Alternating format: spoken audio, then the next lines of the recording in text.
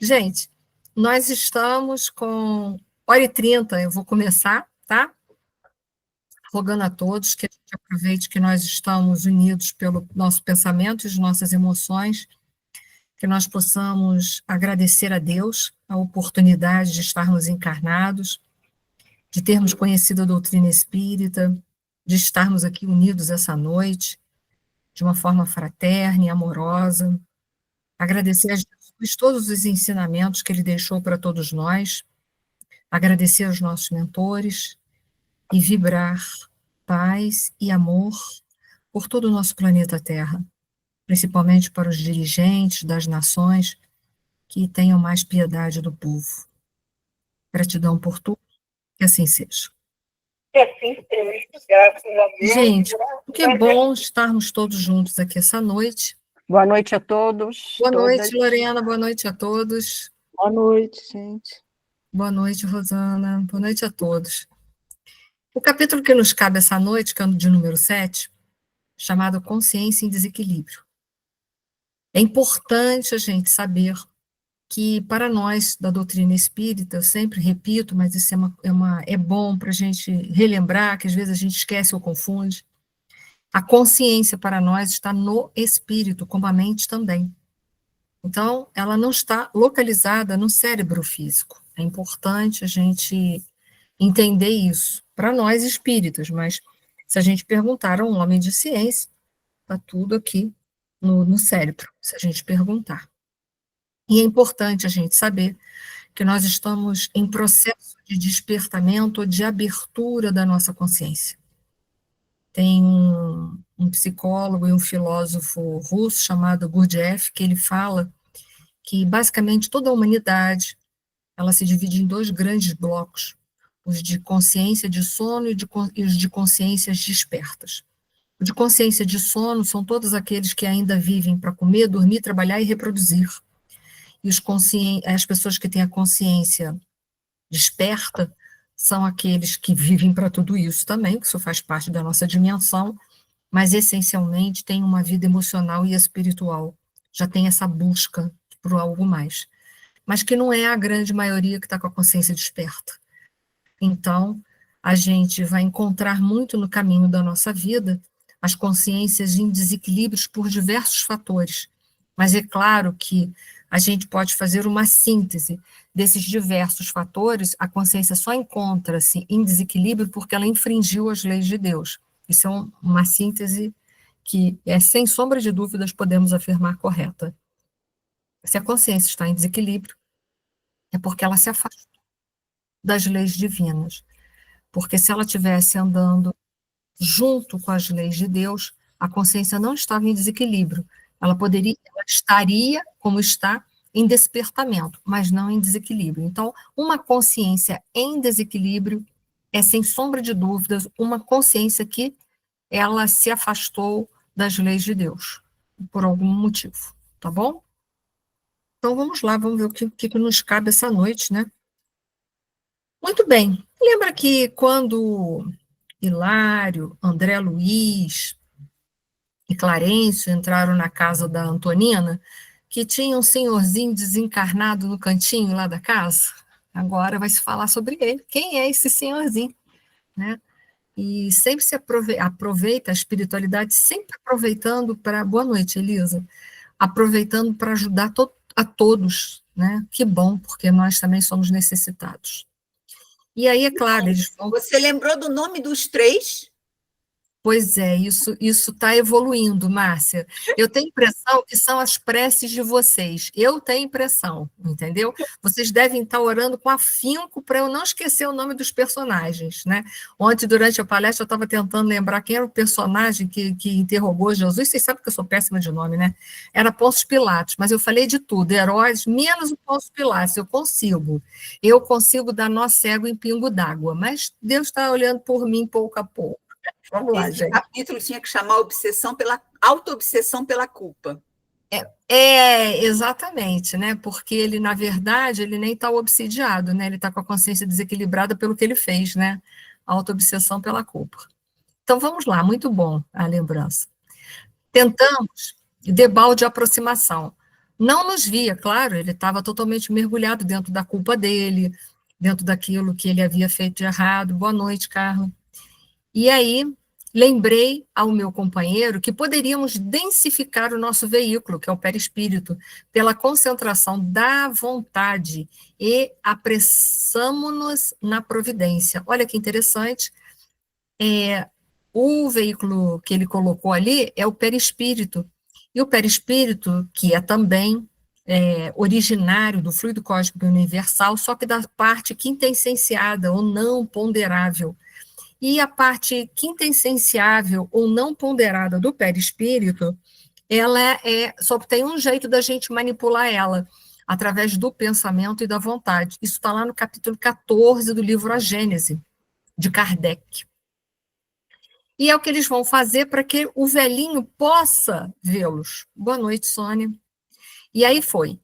Em momentos breves, fornecendo a impressão de recém-chegados, atraímos-lhes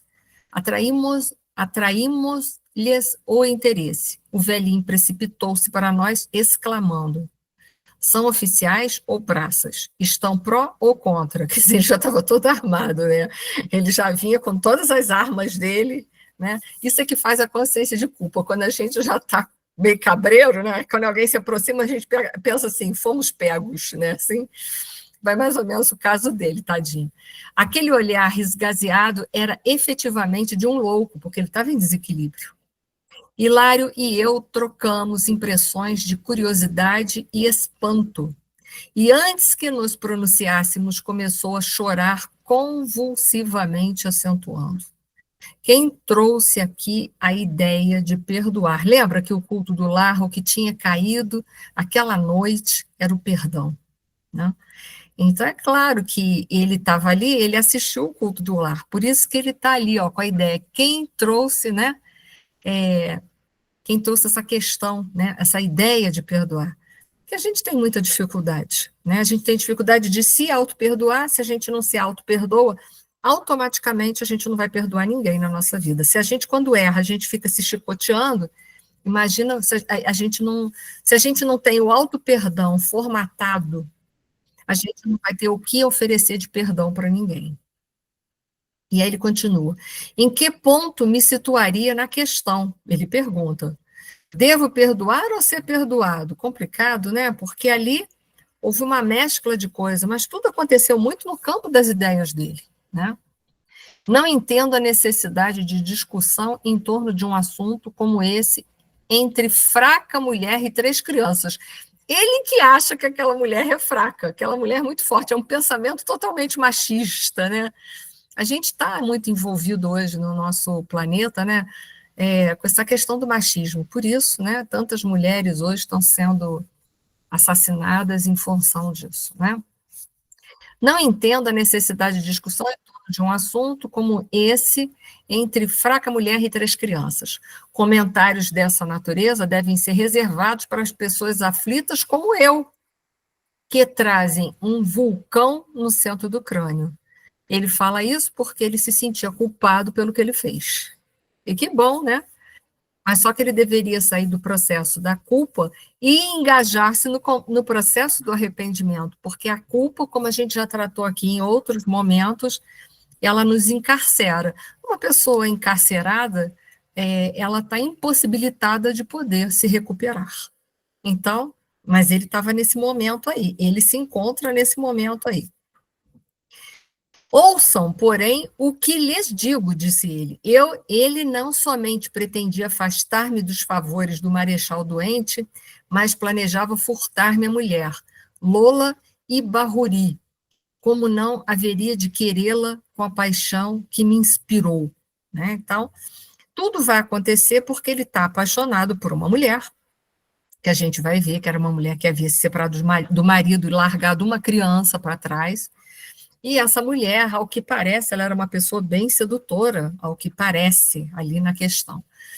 E quando chegou esse que a gente vai ver para frente, né, quem é ele, que lhe tirou a vida, a gente vai ver que ele criou uma situação mental, né? Ele trabalhava para o marechal, doente, estava ali, se apaixonou por essa mulher, e aí ele acha que o homem ia furtá-la. Mas vamos lá. Durante um mês longo e terrível, suspirei pelo retorno aos carinhos dela. Quando tornei ao lar, naquela estrelada noite de maio, encontrei-a nos braços do traidor. Lola tentou desculpar-se, mas surpreendi-os juntos. Poderia ter sido alguma coisa fortuita, né? Mas vamos lá.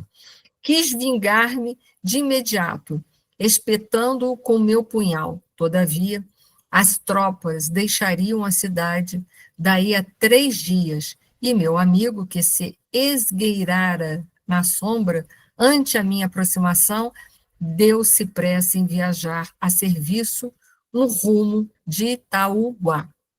O ódio passou a dominar-me, enceguecendo-me. Encontrá-lo-ia em alguma parte, abraçá-lo-ia com a mesma cordialidade fingida com que me abraçara pela primeira vez e arrancar-lhe-ia a vida. E assim ele fez. Então, essa mulher que ele ficou apaixonada, sedutora, ela não era uma pessoa muito legal, né? Mas ele estava apaixonado. E isso que é o problema. A paixão deixa a gente muito cego. A gente, essa noite, vai falar um pouquinho sobre a paixão dentro da visão espírita. Eu reservei uns minutinhos para a gente dar uma olhadinha sobre as paixões no finalzinho. Questões essa que Allan Kardec trabalhou no Livro dos Espíritos. Olha que interessante. Então, vamos lá. Ó, para mim, estou certo de que pratiquei a justiça, olha só, ele acha que praticou a justiça, a mulher era dele, né, afinal de contas, né, e se alguém foi lá e seduziu a mulher dele, a culpa é dessa pessoa, não é dessa mulher que se deixou seduzir também. É aquela velha história, cada um toma um partido como quer. Vocês lembram da mulher adúltera? Ela era adúltera, mas para ela ser adúltera, ela tinha que ter quem? O adúltero, né? Porque é impossível uma pessoa ser adúltera sozinha. Isso é uma coisa impossível. O adultério é praticado por 2 pessoas. Então, para mim, estou certo de que pratiquei a justiça. Mas esse homem realmente não me abandona. Lutei tanto. Casei-me. Será que eu pulei muitas coisas aqui? Eu acho que eu pulei coisa dessa, né? Casei-me, isso aí já era lá no final, né? Não, gente. É isso mesmo? Estou seguindo, né? Bom, vamos lá. Deixa eu ver onde que eu estou aqui, que eu pulei de novo. Devotei-me peraí, estou um pouquinho mais acima. Ó, para mim, estou certo de que pratiquei a justiça, mas este homem realmente não me abandonou. Lutei tanto, casei-me e organizei grande família. Devotei-me à religião, desfrutei os benefícios dos santos sacramentos e admiti que tudo estivesse amplamente solucionado. Entretanto, depois de retirar-me do corpo físico, sob a imposição da velhice e da enfermidade, longe de encontrar o céu que parece cada vez mais distante de mim, reconheço que este homem continua a perseguir-me por dentro. Mas esse homem está perseguindo ele? Vocês viram em algum momento esse espírito obsidiando esse ancião? Não. Isso tudo é fruto da quê? Como a Márcia disse, uma auto-obsessão. Quem, Márcia, que tu colocou? Pela culpa. Pela culpa, uma auto-obsessão pela culpa, né? Ele tem uma autodesobsessão, ele está ali, ele matou, tirou a vida de alguém, e tirar a vida de alguém é se afastar da lei de Deus, né? E ele está ali, porque, na verdade, não tem nenhum espírito perseguindo ele. Ele está ali naquela condição de cárcere, privado de uma felicidade, porque ele se colocou ali pela culpa que ele sente. Lembra que a culpa faz com que a gente se autoflagele, que a gente fique num circuito fechado de autoflagelo, né, se julgando o tempo todo e se condenando o tempo inteiro. Ele que está ali naquela condição, porque o espírito nem está ali perto dele fazendo nada para ele. Né? Então vamos seguir para a gente ver o fechamento disso aqui. Eu tenho a impressão que eu repeti alguma coisa aqui em algum momento. Ó, senhores, por quem são? Ainda mesmo que o meu erro fosse tão clamoroso, sim, tanto tempo de convívio com esse monstro, a fitar-me imperturbável, não bastaria a expiação que me compete ao resgate? Quer dizer, esse homem está dentro da mente dele, não ali do lado dele, né?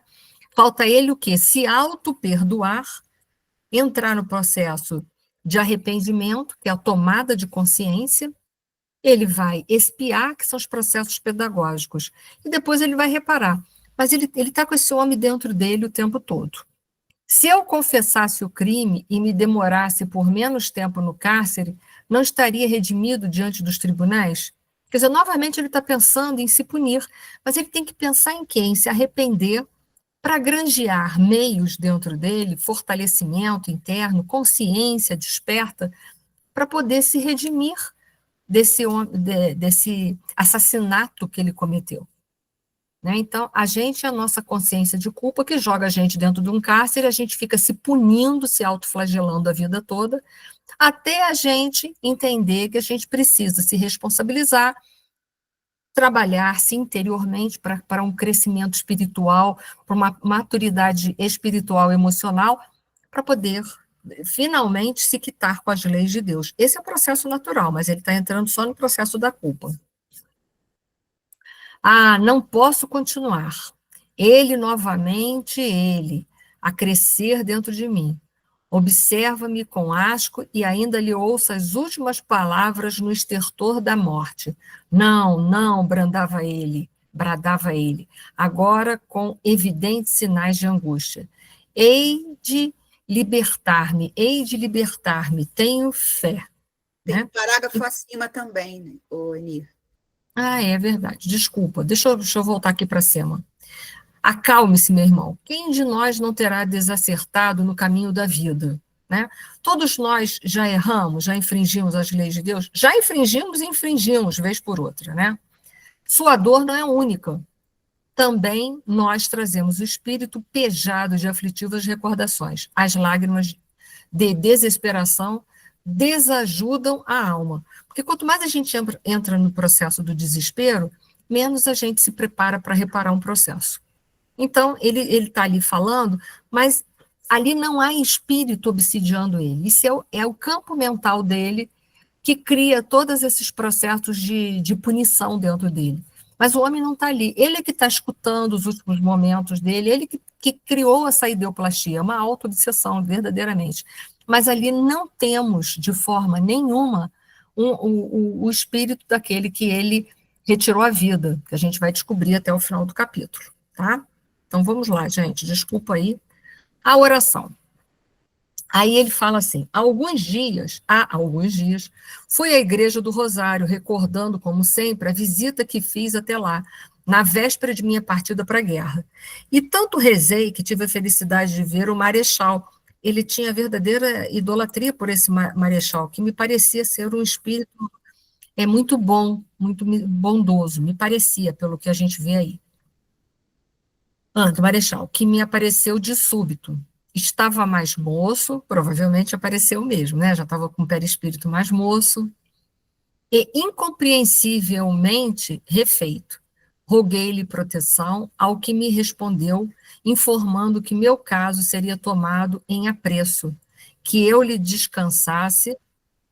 descansasse, pois ainda que os nossos erros sejam grandes, maior a compaixão de Deus que nunca nos desampara. Deus sempre vai fazer de tudo para quê? Para nos resgatar dos nossos erros. Mas por que ele não... Apesar do Marechal, com certeza, pelo que ele descreve ali, ele esteve com o Marechal. Mas por que ele está nesse processo? Porque ele continua se autopunindo o tempo todo. Então, ele, com certeza, ele tem valor, ele está sendo ajudado, você vê, ele foi até na igreja, mas por que ele não consegue, nem através do processo da oração, se libertar? Porque ele ainda não se auto-perdoou. Então, ele não consegue. Com certeza, os capítulos para frente vão dar um parecer mais positivo para ele. Então, vamos lá. Qualquer coisa, vocês levantam a mão se vocês quiserem fazer alguma pergunta, tá? A oração ali não foi capaz de socorrê-lo integralmente, porque ele ainda está se punindo muito. Ok? Então, vamos lá. Deixa eu passar para o próximo slide. Aí, o Clarencio, lembra que o Clarencio foi buscar a outra mãe, num outro local, para que essa outra mãe, Antonina, fossem visitar os filhos na colônia espiritual? Clarencio retorna. Quando Clarencio retorna, ele vai ver o quadro. Claro, Clarencio já tinha visto o velhinho lá, né? Permanece dementado, disse Clarencio. A mente dele fixou-se em recordações que obcecam. A mente dele estava obcecada o quê? na culpa que ele sentia por ter matado um homem. Ele estava totalmente em circuito fechado. Né? Ele ia precisar de esclarecimentos, de amparo, de passe magnético, para ele sair desse circuito e ser capaz de se permitir ser ajudado. Engraçado, né? Ele quer ser ajudado, mas ele o tempo todo, o que ele faz? Ele luta contra ele. Ele cada vez mais se pune. Olha como nós somos antagônicos. A gente quer ajuda, mas fica se autopunindo. Isso é muito do nosso processo. A gente precisa se auto-perdoar, entender que a gente errou, ainda vai errar, mas que o que cabe a nós? Nos consertar, buscar conserto. Né? Mais experiente que nós outros, guardou-o nos braços com paternal carinho, conquistando-lhe a confiança e inquiriu: que procura, meu irmão? Venho suplicar o socorro de Antonina, minha neta. É a única pessoa que se lembra de mim com amor. Olha que interessante. Ela era a neta dele, era a única que lembrava dele com algum tipo de carinho.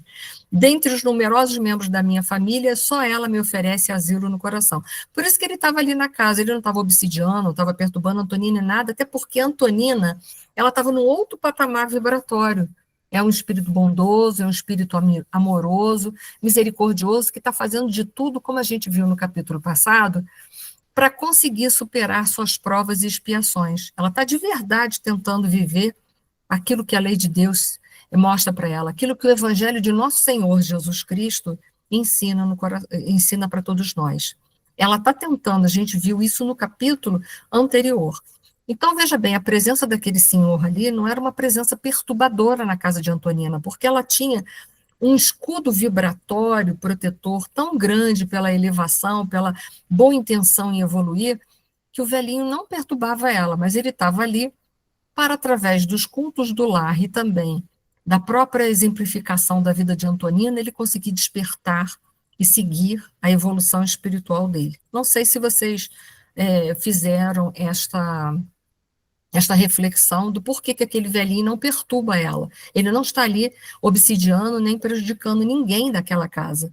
Até porque a casa da Antonina é muito bem protegida vibratoriamente. Ela faz o culto do lar, ela é uma mulher que procura se moralizar todos os dias, mas o avôzinho está ali para que a boa presença da Antonina e também a perseverança nela e na leitura do Evangelho, de se evangelizar e evangelizar os filhos, possa simultaneamente ajudar esse seu avô. Foi? Então vamos seguir, vamos para o próximo aqui. Vamos lá. E aí o esclarecimento de Clarencio vai explicar melhor todo o contexto que esse homem está vivendo. O nome dele é Leonardo Pires, daquele velhote que está ali, que está ali desencarnado há 20 anos, quer dizer, está 20 anos desencarnado e ainda se culpa terrivelmente. Isso é para a gente pensar nos erros que a gente tem na nossa vida. Será que a gente se culpa tanto, a ponto de não conseguir ser feliz porque a gente só se culpa?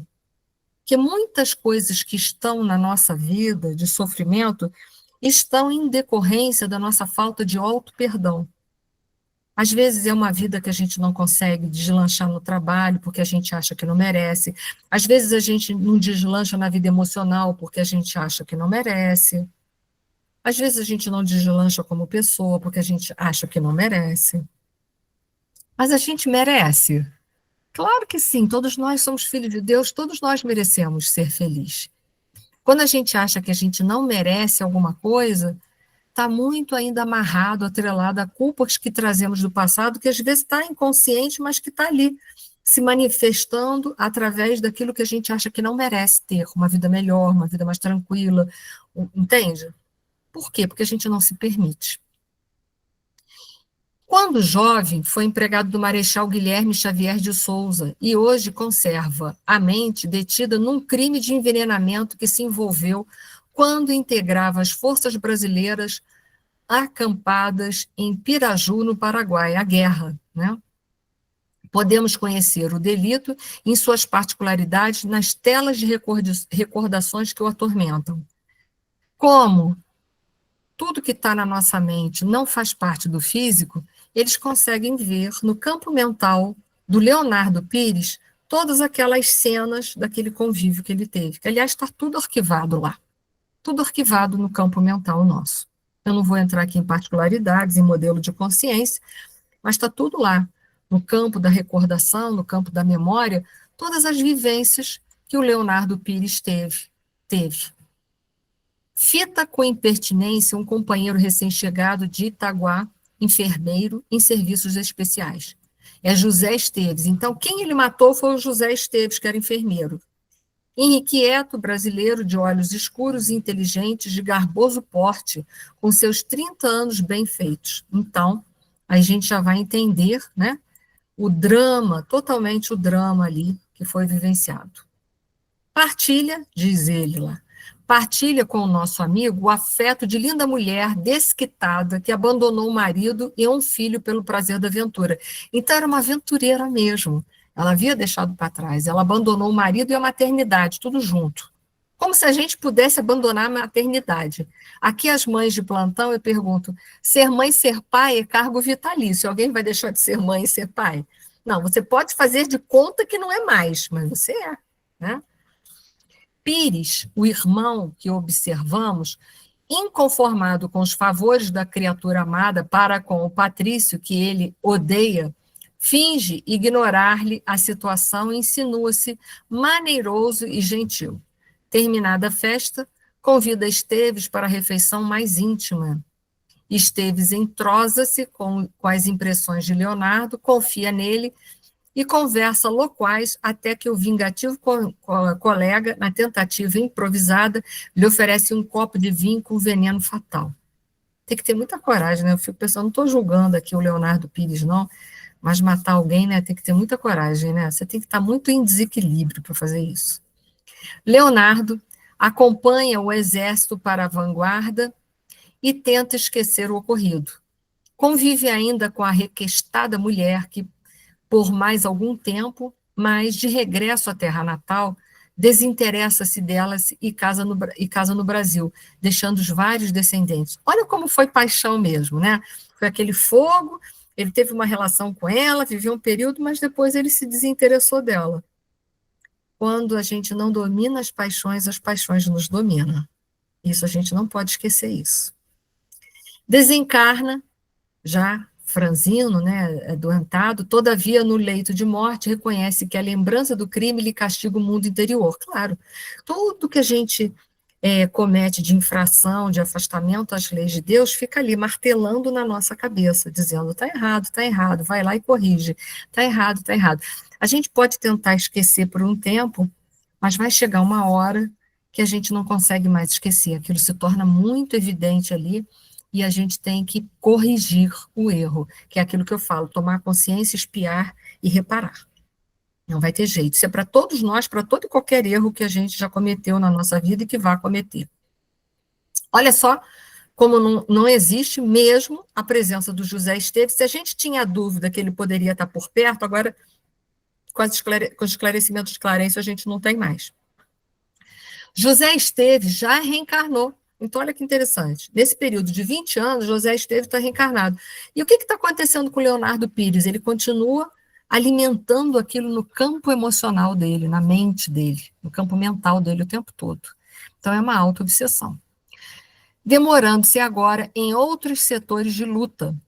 Mas Leonardo Pires vive com a imagem do assassinado, que se revitaliza cada dia na memória dele, ao influxo das sugestões da própria consciência. Então, é uma auto-obsessão mesmo, porque é a própria consciência dele que está martirizando ele, que se considera culpada. Olha a culpa aí, toda obsessão, não importa se é uma auto-obsessão ou não, o pano de fundo é a culpa. A culpa, e o pano de fundo da culpa é o orgulho. Que é o orgulho que diz que a gente não erra, que não pode errar. Então, quando a gente erra, a gente se culpa, que é uma forma de autoflagelo, de autopunição, porque a gente não se perdoa, porque como é que a gente tão perfeito e magnânimo pode ter errado? É mais ou menos isso, né? Como vemos, é a lei de causa e efeito a cumprir-se natural. Então, a lei de causa e efeito está ali, cobrando dele. Ele se afastou da lei de Deus, ela está cobrando a ele, através de um processo de culpa, poderia ser pelo arrependimento, para que ele pudesse se reparar perante a lei. E quanto mais a gente protela, mais esse sofrimento vai se tornando intenso dentro de nós, até a gente resolver repará-lo. Há poucos dias me perguntaram sobre a dor. A gente sabe que o sofrimento é quando a dor cronifica. O que é uma coisa que está cronificada? Pensa uma doença que você teve e que nunca mais ela curou, ela ficou ali presente, ela ficou sempre te martirizando pela vida fora. É o que está acontecendo. Enquanto ele ficar naquele processo de culpa, a dor cronificou, é o sofrimento, que significa a dor que cronifica. Ela fica presente ali até você olhar para ela, reparar, e você cura ela, pronto, ela vai embora. Mas a dor, ela está ali para a gente extrair dela uma experiência. A dor está presente na nossa vida para que ela possa se converter numa experiência. Enquanto a gente não entra, no caso dele, no processo de auto-perdão, a dor vai ficar ali presente até a gente se perdoar e entender que nós erramos mesmo, fez parte de um contexto de fraqueza, a nossa consciência não enxergava outra coisa, mas a gente tem que se responsabilizar e entrar num processo de quê? De reparação. Né? Todo erro precisa de uma reparação. Nesse instante, porém, Antonina, em seu veículo sutil, surgiu a porta da câmara em que seu corpo dormia, vindo ao nosso encontro. Lembra que agora Clarencio vai levar ela. Mas vamos ao que eu prometi no final. E ele não reconhece a neta, né? Ali a gente nem sabe se deu para ver a neta, porque aqui ele não entra em detalhes. Eu quero crer, Márcia, que como o Hilário e o André Luiz tiveram que densificar o perispírito para que ele visse, talvez ele nem tenha visto a neta. Ou então ele estava tão envolvido naquilo ali, que talvez ele não percebeu a presença dela. Que a gente vê que ele está muito voltado para dentro da culpa dele. Eu não posso... Ele está lá, ele está na casa da neta. Está na casa da neta, mas como ela... E ele fala como se ela... por que levaram ele para ali? Ele não reconhece ela ali. Você vê que ele nem faz pergunta por que ele está ali.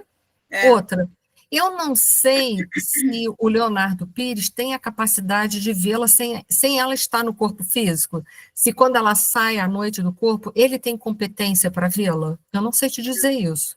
Talvez não.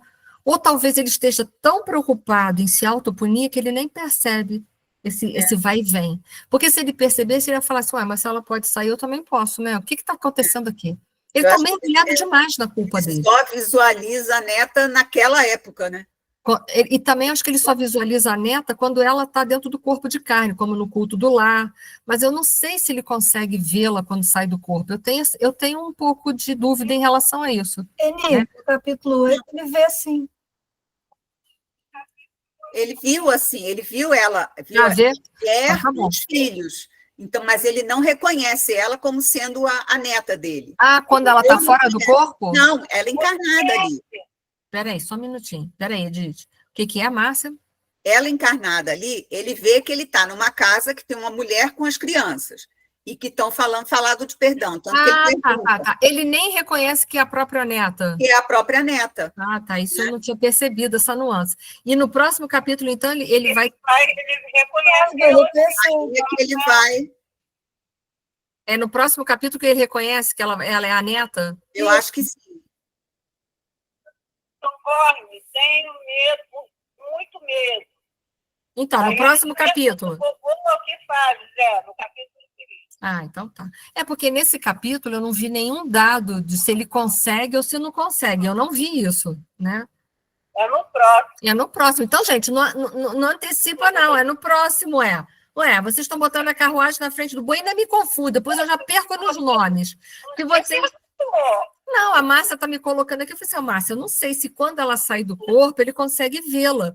Tamanha é a consciência dele de culpa, ele está tão voltado para dentro dele nessa monoideia, que eu não sei se ele consegue percebê-la, porque o André Luiz e o Hilário tiveram que densificar o corpo espiritual para ele perceber. Então, eu não sei se quando ela sai também ele consegue verificar. Né? Encarnada, ele não reconhece. E depois também, só depois, né? Então, vamos ver. Depois é depois, tá, gente? Faça favor. Confunde as mentes, não, viu? É o spoiler. É o spoiler, é isso aí. Vai, Ana Lúcia, o que tu ia me perguntar? Era isso, eu ia dizer que ele conhece. No capítulo 8, ele vai reconhecer a neta. Uhum. Então, calma, gente, calma. No próximo capítulo, no próximo. É porque tem 10 anos que você deu esse capítulo 8. Eu não vou lembrar todos os capítulos de cor. Eu sei, assim, das histórias, eu sei da síntese dos capítulos, né? Sei porquê da Evelina que fez a prece, qual é o drama daquelas almas que estão ali. Isso a gente lembra, mas particularidades, às vezes, a gente não vai lembrar. Então, eu sei que é 10 anos, porque eu tenho a data aqui. Jesus, você vê, 10 anos atrás, a Márcia ainda quer que eu lembre dos detalhes, ó. O nome já é difícil falar os detalhes. Mas esse livro eu comprei usado e é 2015. Que eu dei aula? Pois é, gente, já faz muito tempo. Eu não vou lembrar de particularidade. Marcado aqui, ó, 14 de 2 de 2015. Nossa, vê. Olha a data aqui. Gente, vocês estão sendo tão perversos comigo, mas eu vou perdoar vocês, tá bom? São só 10 anos, tá? Só 10 anos. Eu vou perdoar. Então, vamos lá, gente. Eu trouxe ali, a gente viu que ele matou por paixão. É um crime passional, né? O crime passional ocorre por emoções muito intensas, como ciúme, no caso dele teve ciúme, que participou também a raiva, porque ele ficou com raiva, porque o Esteves, né, fez uma cantada, ela aceitou, e um desespero, né, dentro de um contexto amoroso, vou perder o objeto que eu tanto desejo, né? Então, a gente precisa compreender que estava movido por uma paixão. A paixão é a palavra-chave ali, né? O crime passional, ele ocorre por uma paixão que está relacionado a emoções intensas, a paixão, ciúme, raiva e desespero. Mas será que a paixão é algo muito negativo? É isso que a gente precisa entender. É negativo ou tem alguma paixão que pode ser positiva? E aí que eu vou recorrer ao Livro dos Espíritos para a gente poder ver como tudo na vida pode ser transformado e transmutado. Na 907 do Livro dos Espíritos, em que Kardec vai trabalhar com a questão da paixão, Kardec pergunta: será intrinsecamente mal o princípio originário das paixões, embora esteja na natureza? Não. A paixão está no excesso de que se acresceu a vontade, né? Quando é que a vontade está crescida? Quando ela se torna o ciúme e a raiva, como a gente viu ali. Aí a pessoa entra no quê? Num processo de desespero. Visto que o princípio que lhe dá origem foi posto no homem para o bem, tanto que as paixões podem levá-lo à realização de grandes coisas. O abuso que dela se faz é que causa o mal. O que é a paixão positiva? A paixão positiva chama-se motivação. Né? Motivação. Se a gente não tiver motivado, amanhã a gente não levanta nem da cama. Pode ver isso. É porque a gente tem algum motivo para sair da cama de manhã. Se a gente não tiver, né, a gente vai ficar lá enterrado. São as motivações que nós temos que vão mobilizando na nossa vida. Isso é paixão positiva, né? É a motivação em fazer um trabalho maior, um trabalho melhor. Então, isso nos motiva em sermos pessoas melhores, isso nos gera motivação. Isso é paixão do bem. E a paixão do mal? É quando ela é totalmente desviada para as extremidades, para o mal. Né? No caso ali, uma exacerbação da paixão é o ciúme e a inveja. E quando a paixão está na escassez? É, por exemplo, uma depressão, já não tenho vontade de fazer nada, quero acabar com a vida. É um exemplo, né? Um exemplo. Tudo que leva para os extremos ou leva para o excesso ou leva para a escassez. Lembra que eu falo sempre para vocês que a gente tem que sair dos extremos, que a nossa consciência, que é uma consciência no momento egóica, que é a consciência que origina o orgulho e o egoísmo, a gente precisa se afastar dessa consciência de dualidade, que é a consciência egóica, ela sempre vai tentar levar a gente para os extremos. Quando a gente chegar nos extremos, um extremo é o excesso e a outra é a escassez, que, aliás, as duas acabam se encontrando de novo. A gente tem que sair dessa consciência de dualidade, que é chamada consciência egóica. Então, tudo que é extremo é extremamente negativo para nós, e a gente acaba se comprometendo com a lei. Porque a lei de Deus ela é justa e equilibrada. Ela não vai nem para o excesso e nem para a escassez. Quando Jesus prega o amor, ele lembra o mandamento maior e faz o complemento. Amar a Deus sobre todas as coisas e ao próximo de que forma? Como a si mesmo. Então, o amor ao próximo e o amor a mim mesmo, eles têm que estar em perfeito equilíbrio. Porque ele diz, ama a teu próximo, de que forma que você deve amar? Você deve amar como você ama a si próprio. Porque se você ama a menos, você é um egoísta. E se você ama a mais, você é um exibicionista. Correto? Tudo que está a mais é ruim. Não sei se meu pensamento foi muito rápido. Quando a gente ama menos o próximo, é quando prevalece em nós o egoísmo. E quando a gente ama demais o próximo, de forma a gente amar mais o próximo do que a si próprio, é exibicionismo. Isso tudo faz parte da consciência egóica, que quer sempre se destacar. Ou ela quer tudo para ela, é ótimo, está no destaque. Ou então, ela não quer nada para ela faz de conta que quer tudo para os outros, e aí ela entra em destaque novamente. Porque a consciência egóica, ela precisa de destaque. Ela precisa desse destaque. A consciência egóica é uma exacerbação do ego, por isso, egoísmo é uma exacerbação do próprio ego. Então, entenda, as paixões não são negativas quando elas estão ali dentro do processo do equilíbrio, mas se elas caminharem para o extremo ou para o outro, elas são extremamente danosas, maléficas para todos nós. Então, vamos seguir Kardec. Como se poderá determinar o limite onde as paixões, olha aí, deixam de ser boas para se tornarem mais? Porque Kardec queria saber, né? O limite disso aí. As paixões são como um corcel. O que é um corcel? Um cavalo que não foi domado. Tenta sentar em cima de um corcel para você ver só. Ele vai dar um coice, você vai voar lá longe, você vai voar muito longe. Aí você nem vai subir nele, mas se você subir, ele te joga. Que só tem utilidade quando governado. E que se torna perigoso quando passa a governar. Então, as paixões são boas quando você está no controle. Agora, se ela passa a te controlar, ela já não é boa. Então, imagina, o que aconteceu com o Leonardo Pires? Ó, estou até lembrando dos nomes. O que aconteceu com o Leonardo Pires? Ele entrou na paixão, que é o excesso, né? Que ele entrou na paixão desvairada, que, né, levou a ele a um crime passional. Ele entrou no ciúme, na necessidade de posse, de domínio. Então, é a paixão, né, em estado excessivo. Ele poderia também ter entrado na paixão no estado de escassez, na depressão. Essa mulher não me olha, essa mulher não me quer, eu vou acabar com a minha vida, entrar num processo de depressão. Olha lá a escassez. Então, a paixão, ela é positiva enquanto você a governa. Agora, quando ela começa a te governar, aí danou-se tudo, tá? E que dá, em resultado, um prejuízo qualquer para vós mesmos ou para outrem. O que aconteceu? Deu um prejuízo para ele e para outrem, não foi? Uma, que ele matou como é que é o nome do outro? É o Esteves, né? Que eu esqueci agora. Ele matou o Esteves.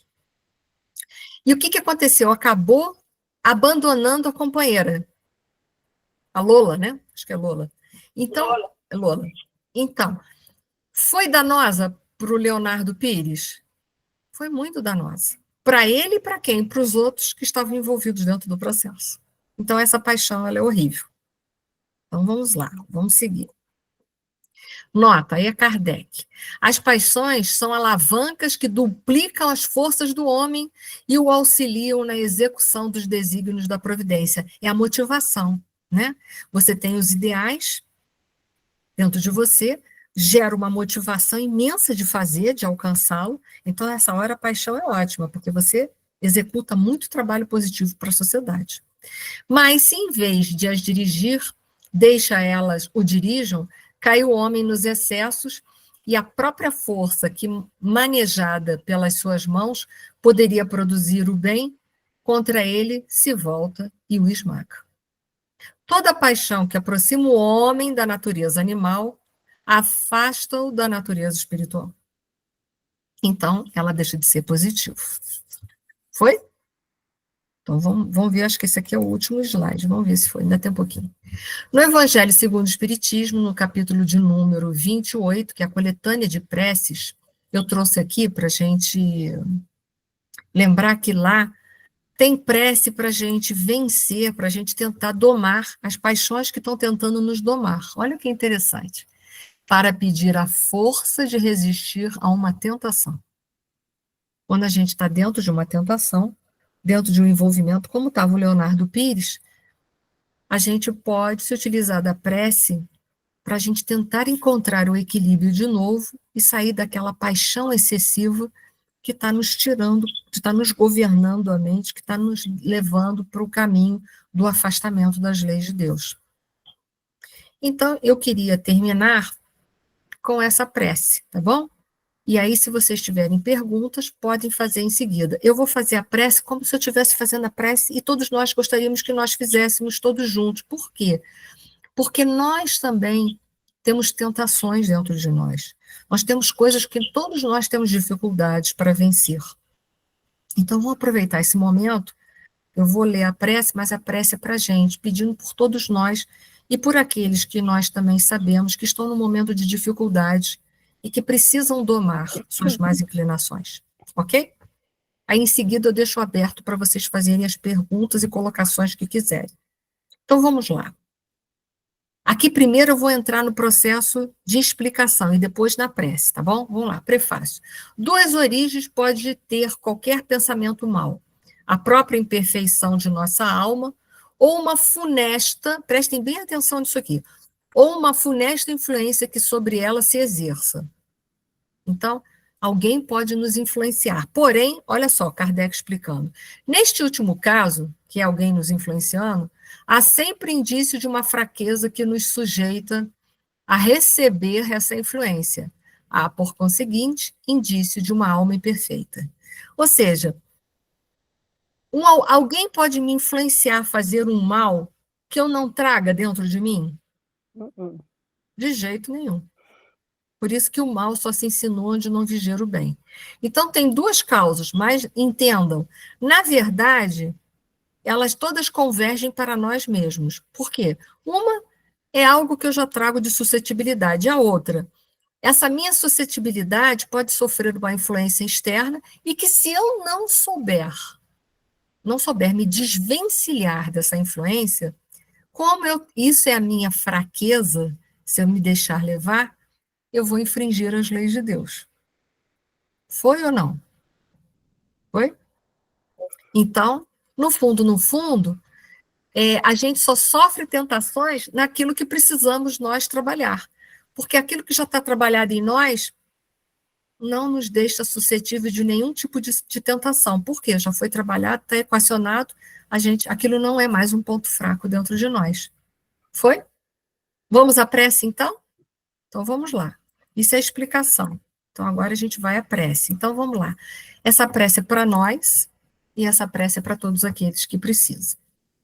Deus Todo-Poderoso, não me deixes sucumbir à tentação que me impele a falir.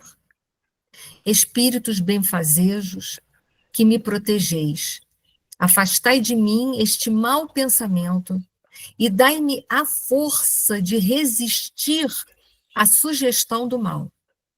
Se eu sucumbir, merecerei expiar a minha falta nesta vida e na outra, porque tenho a liberdade de escolher. Então, que essa noite, essa foi a nossa prece final, e que a paz de Jesus, ela possa estar dentro de nós. Que nós possamos buscar nesse modelo e guia que nós escolhemos, que quando a gente escolhe a doutrina dos Espíritos, a gente escolhe o modelo e guia que é Jesus. Que a gente possa deixar ele direcionar a nossa vida da melhor maneira que nós dermos conta, ok? E aí está aberto para se vocês quiserem fazer colocações, quiserem fazer perguntas, vocês poderem fazer. Tem alguma colocação, alguma pergunta, alguma coisa que vocês queriam colocar, alguma coisa que não ficou bem claro, que eu não expliquei adequadamente, para ver se eu consigo explicar de uma outra forma, ou está tudo certo? A gente pode terminar aqui e na próxima, o próximo capítulo. Obrigada, Ricardo, uma boa noite. Boa noite a todos.